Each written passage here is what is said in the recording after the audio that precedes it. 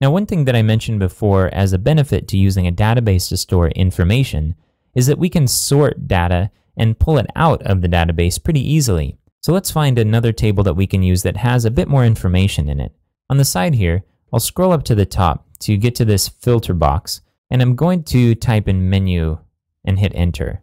So when I submitted this form, what it did was filter the tables according to which ones had menu in the title. Let's click on menu router, and this will open up information that's stored in the menu router table. Again, we see the column names across the top and various entries here down below. If we look at the very top, it says showing rows 0 to 29 of about 289 rows total. So we're looking at a bigger table here with some more information that we can work with. Now this table is really interesting when it comes to its functionality in Drupal. In essence, every time you go to a page in Drupal, it checks this table to align the path in the address bar to a function that should run when that path is accessed. So if, for example, you go to the admin page at yoursite/admin, it would call the system admin menu block page function. And just like you've seen how we can return content from a function in our other examples, the same basic thing will happen in this function. So we're not going to go deep into how all of the data in this table works, but you can get a sense of why it might be important in Drupal and why we might want to grab some information out of here. So for example, if we want to find what function we need to modify or override in order to change the appearance of a certain page, we can go in here and check for the path, and that would help us figure out exactly what function we need to target in order to adjust the output. So that's our scenario here. The way that we're going to filter out particular rows from this is by using something called SQL. SQL is short for Structured Query Language, and it's basically the language that we use in order to communicate with the database, to say, hey, we want to pull out some information from your tables, or we want to insert some information or delete a record.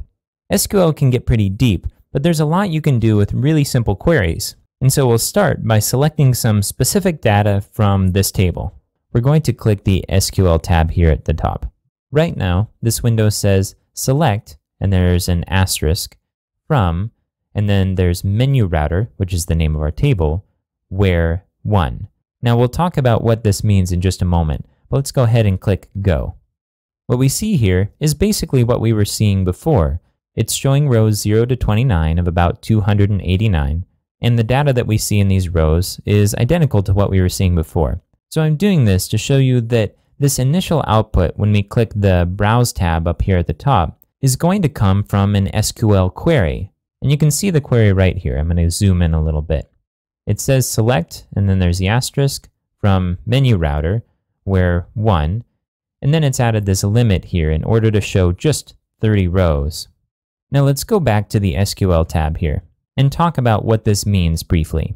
I'll zoom in a little bit to make this bigger. This line that we see here is called a query, and it is what it sounds like it means. It's a question. We're asking the database right now what records match certain conditions. The way we ask it is by saying select, and we use an asterisk to say that we want to include all of the columns in the result. We can be specific to certain columns if we just want to pull certain columns out, but for now we're saying we're going to select them all. And then we use the keyword from, followed by the name of the database table that we're working with. So something that's important to note here is that this query doesn't know what database tables we're starting with. Even though we were just browsing the menu router table, it doesn't mean that by clicking this SQL tab, it will have some knowledge about the table that we're working with. But it does know what database we're working with. So at least in this interface, we don't have to say, hey, we're going to use this database, and then here's the query that we're going to run against that database. It has that information stored already. So we can just specify the name of the table, and then we have our condition, which we begin with the keyword where. Now in this query, you see several words are all capitalized, like select and from and where, but they don't need to be. This is just a way to easily see what parts of the query are the language and what parts are the parameters that we're passing in. Now it says 1. Now this looks a little bit weird, but what it just means is that this is always going to be true. We could remove this where 1 section, just like this, and it would still result in the same set of rows. But the reason it does this in PHPMyAdmin is to make it easier for you to add your own conditions afterwards without having to type where again. So I'm going to go ahead and put this where1 back. Okay, I'm going to go ahead and zoom back out again.